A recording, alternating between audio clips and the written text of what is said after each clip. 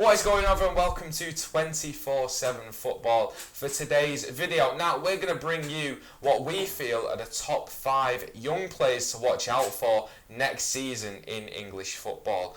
So these are players that you maybe already know now, and we predict that they are going to need to have a breakthrough season next season, and basically, Addy's just going to run things at their clubs from next year. So we'll start off with a goalkeeper, and he had a very good season last year at Sheffield United. Of course, it's Englishman Dean Henderson on loan from Manchester United. Now, there's a few question marks about where he's going to end up next year, whether it is going to be playing number 2 at United, whether he'll go back to Sheffield United, which would be a great move for him, get a lot of Premier League games. Do you think he is one to watch out for, not just for next season, but for the future as well? Definitely. I think he's one who could potentially rival Jordan Pickford for the England number 1 jersey. Yeah, they sort of look the same as well. They do look the same. Very Brexit. Very Brexit. Yeah. We love that word on this channel. But yeah, he had a terrific season last season, kept a lot of clean sheets. Obviously, that was helped with Wilder's system that was more kind of a regimented defence, so that kind of helped playing alongside that. I feel he does need to leave United, whether that be on loan or permanent this season, just to keep his development growing. Playing number 2 at United, it's not really going to help him advance. Obviously, behind De Gea would be a good learning curve for him, but maybe United loan him out for another year at Sheffield United. Then if De Gea leaves in the next summer or even this summer, he's got that opportunity. He's had Premier League experience and he's ready to come in. One thing that I was impressed about, he's comfortable on the ball and he's made some terrific saves. He's come out of nowhere as well. Like, I didn't really know about him, considering I don't watch a lot of Championship football before last season. He was very good on the ball. He does have a few mistakes in him, but he's only young. You know, Jordan Pickford still makes mistakes. Look at David De Gea at the end of the season. So, what do you think Henderson? How far do you think he can go in his development? I feel with him being an England goalkeeper, I feel there'd be a lot of pressure put on him. Obviously, any young English player gets a lot of pressure slapped on him that they're the next, like Beckham or whatever. Who did you actually link? You knew I was going to bring this up. Who was it last video that you linked to David Beckham? Oh, was it? James Maddison. Yeah, it was Maddison. How is he anything like David Beckham? So don't bring David Beckham. You're the one putting all the pressure on. Good looking. Good looking? Good looking. Well, if you've got something to say to Maddison, say it to him right now. Used to go out with that Abby on Love Island as well. Did he? Yeah. Oh, we're loving Love Island. Right, so let's talk about Love Island, right. Aston Villa. Sheffield United fans love him. Yes, they do. As well. Do you think it's good for him to go to a club where he's that well received? In his development, get a lot of Premier League games under his belt as well. Yeah, I feel if he goes straight back to United and then if they sell De Gea or whatever, there's going to be pressure put on him. Obviously, the theatre of dreams at United, big ground to play. Man City's training ground. Man City's training ground, obviously. But at Sheffield United, I feel a fan base that saw what he did last season. They have a lot of admiration for him as well. They expect not to be winning games either, so they'll maybe let him off with 1 or 2 few errors. So I feel going to Sheffield United would probably be the best place to kind of get his trade in the Premier League for me. Yeah, I think Dean Henderson, I think he's a terrific goalkeeper. What he brought to the Sheffield United team was a bit of stability as well. Some key errors, but like we mentioned before, it just happens. He'll definitely be one to watch out for next season. If he does well in the Premier League, he has that breakthrough season, who knows what he can achieve in football. So next up, we're going to move on to Calum Lang, who played at Oldham last year. You know, maybe Oldham's not the greatest club to be at, but he had a very good season, scored a lot of goals. He did. He's gone back to Wigan, but there's rumours that Everton are interested as well. Do you think he needs to stay at Wigan? Get some Championship games under his belt? Can't see him being loaned out again. Probably. Probably Wigan's the best place for him right now in his development stage. I know Paul Cook is Oh, I'll do that a bit again, mate. No, this is rolling, I'm keeping this in. Okay. Paul Cook. Right, so you think Paul Cook? Paul Cook has had a lot of admiration for him. Been to watch him a few times at Oldham as well. Likes what he's about. Yeah. big smile on your face. Yeah, just thinking about Walcott. But I've seen him as well a few times this season. He likes to drop deep off the ball, kind of in that front line, and then use his pace at the back line. Very tricky player as well, one difficult to mark, obviously with him dropping back. Defenders don't know whether or not to follow him. Yeah. So he's quite a handful. Did excellently at Oldham in a poor side. Yeah. Got 13 goals for them. Got 10 the season before at Morecambe as well in another poor side. Just rolling off the stats. Exactly. Yeah. So you feel maybe in a better team like Wigan, who will be looking to build on their first season back in the Championship, looking to build into the second season. I feel he'd be a good player. I don't know if they've lost Nick Powell yet, or they're gonna lose Nick. Apparently, there's rumours that he's on the. He's on the way going, out. so maybe he's that next player who's going to be their kind of key man. Yeah. He scored some terrific goals at Oldham as well. I know he's loved by their fans. But he's outgrown him, hasn't he? He has, definitely. He is a little bit of a kind of a character as well. Yeah. When I went and watched the Oldham Tranmere game, and he got tackled in the corner, and like Tranmere fans started giving him a bit of stick, so he just turned around and did 2-0 to all the fans like that. So. Not that Tranmere fans are bothered anymore because they've been promoted. Yeah. But moving on to like Calum Lang, his development. Yeah. He's definitely outgrown Oldham. Definitely. Do you think he could do well in the Championship? Yes. This season, what do you think? Where do you think he fits in the Wigan side? Like we've mentioned, Nick Powell, I feel he'd probably be a perfect replacement for that. Maybe playing up front, just a deeper line. Obviously, they're not a team that's going to dominate games. Yeah. Say this, they'll go and win the league now, but yeah, they're not going to be a side that's going to dominate games. He's used to that being at Oldham, obviously, and at Morecambe. They've not been the best of teams he's been played with, so probably playing with a bit better team is going to suit his game style. I feel it's just really a chance for him to show what he's about. Yeah. Obviously been loaned out to 2 League 2 teams and done really well. So. And he's took it in his stride as well. He's very like goal orientated. He has said that he wants to succeed wherever he is. He wants to go to Wigan and make a stake for his place in the team. Obviously, with Everton interest as well. Paul Scholes has been a big admirer of him from his short time at Oldham. Yep. Just how far do you think he can go, if provided he has a good season next year? If he has a good season next year, then I feel a Premier League move will be straight away inbound, unless Wigan achieve a promotion or get close and it entices him into another year. I feel this will be the big step up for him. In his career, he's done well at League 2. It's now time to prove that he's Championship material. Absolutely. So one to watch out for. Definitely Calum Lang. Moving on, Daniel James just secured a move to Manchester United. Now, he's only played 38 games of professional football with Swansea. Do you think that move was a bit too soon? No. I feel the club maybe was the wrong choice. Yeah. Obviously going to United, we've spoke about it countless times. The pressure that he's going to be under. He's on a lot of money as well. Maybe that will get to his head. I think he's on like £68,000 a week. Someone of that age is pretty ridiculous to look at. So I feel maybe the move was wrong. Maybe he should have gone to someone like maybe Brighton with Graham Potter as well. Obviously he's worked with him before, so he know the relationship. Maybe try and get the best out of him there. Yeah. Whereas I feel at United he's going to be under a lot of pressure. A lot of pressure to do well. Obviously, 15 million as well is not the biggest price tag, so I feel maybe that will help him. I feel if they'd had to pay more, then obviously more pressure. But 15 million for a player who's very talented and has a bright future, that's good. 5 goals, 10 assists last season. Do you think he plays a lot of games next year, or do you think he goes out on loan? I think he's going to play. I think Ollie signed him for a reason. I think he's going to be part of that squad in rotation.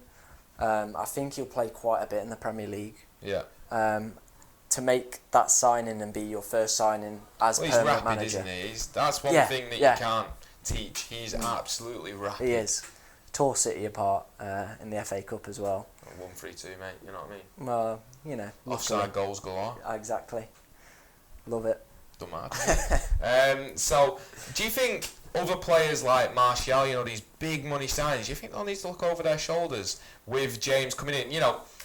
They've got an ego, these players. James is going to come in, he's going to be tenacious, he's going to work really hard. Yeah. I think that fans will really take to him, don't you? If he has good performances, then why not? Obviously, look at the performances that Rashford did when he first broke into the United side. He's Yeah. now adored by United fans. You can't say a bad word against him. Well. Personally, I think he's mediocre, but Yeah. we'll say Can't that. say a bad word against him. Personally, I think he's mediocre. You baffle me every video. But no, I feel he's going to be a really good player. So, Daniel James, one to look out for next season. Does it help for him that United have got Europa League football? Yes. Yeah? Definitely. Because if it was Champions League, do you think he'd start? But Europa League, I think he's going to get the starts. Yeah, definitely. He'll start Europa League because it's Thursday night games and then Sunday night games, so there's going to be a lot of rotation in squad. Yeah. Not the best teams either that they're going to be facing, so it's a great chance for him to play in front of a United crowd and just get used to it, really. Mentionable shout-outs from United, which aren't in this video. Mason Greenwood, big season for him coming through, and Chong as well. So let's see if they can have a good season as that trio of youth players going through. Next up on our video, we have Phil Foden. Yep. Now, it's always going to be hard for him to get some more starts in that Man City team. You know, it's ridiculously hard. Kevin De Bruyne's back now.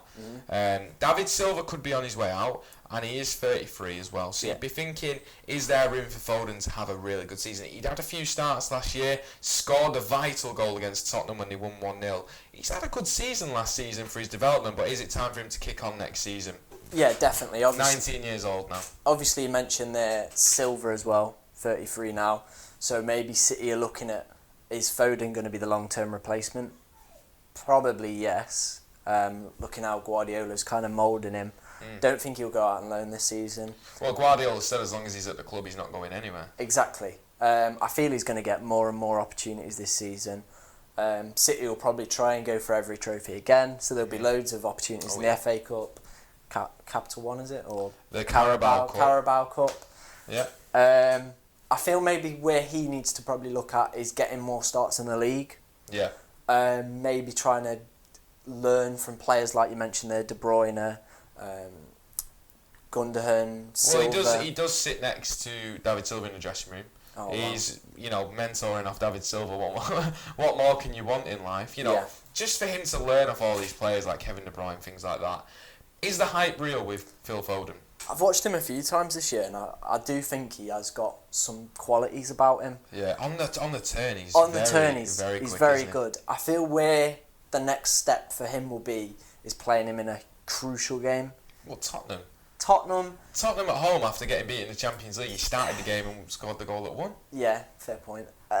So, but I feel maybe more to see how consistent he is over them. I would say I do think he needs to start more crucial games. Yes. But he did start Leicester at home. Yeah. Which was the penultimate game. Obviously, Vincent Kompany scored an absolute screamer. I don't like mentioning it though. Oh no. Tottenham started.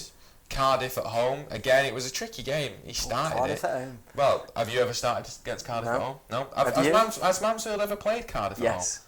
When? When we were going to play City in the next round of the FA Cup, and that was the replay. Right, so you have played Cardiff at home once, right, yeah, I'm sorry. Have you ever played him in the league? Probably, at some point. Talking about a few years ago, yeah. He has started a few big games, which I didn't personally think he'd start before the game. It's nice to see him start in these types of games. Champions League, he scored in the FA Cup. Yeah.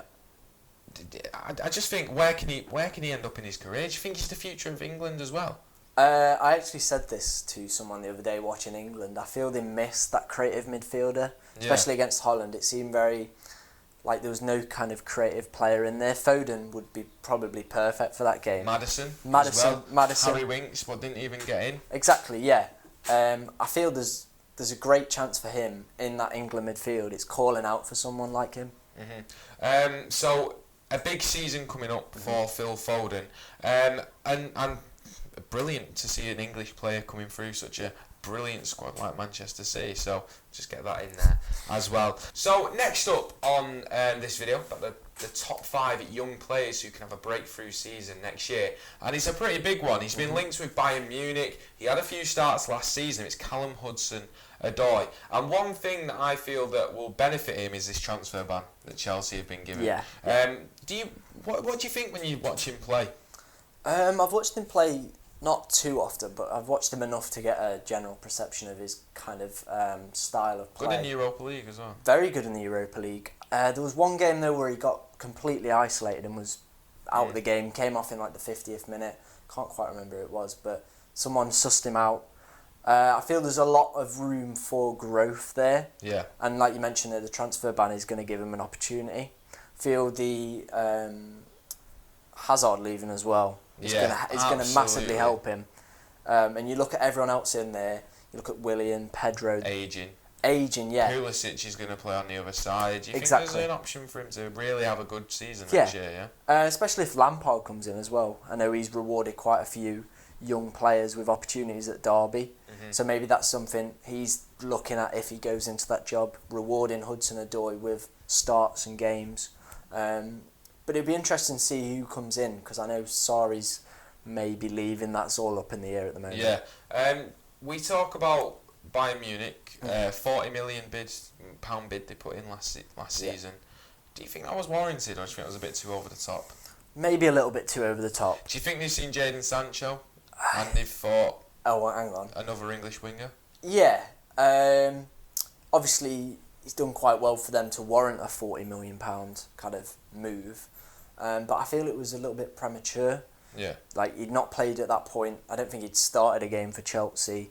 So there was a kind of an air of why have they done it. I feel maybe that built his hype up a little bit as well. Probably past the point where he was at in that stage of his career.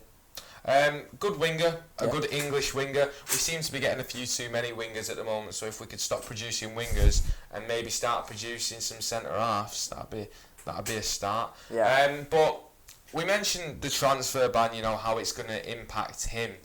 Do you think he can break into that England squad?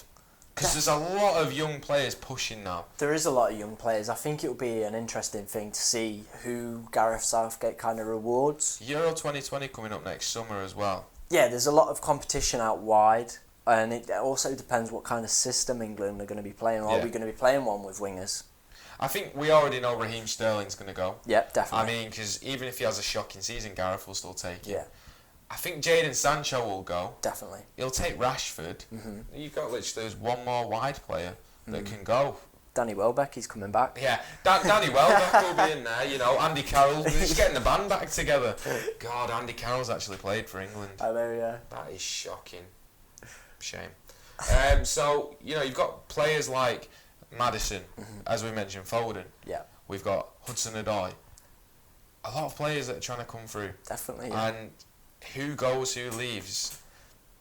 It's turning into a little bit of a Euro 2020 preview, but... A little bit, but if you look at the England under 21 squad at the moment, it's full of exciting young players. I know, like Mount, you've not mentioned there as well. Yeah. There's loads. He could have easily got into this video, Exactly. considering Chelsea's transfer ban again. Exactly, there is so many good young players. Nearly just said Harry Wilson. Whoops.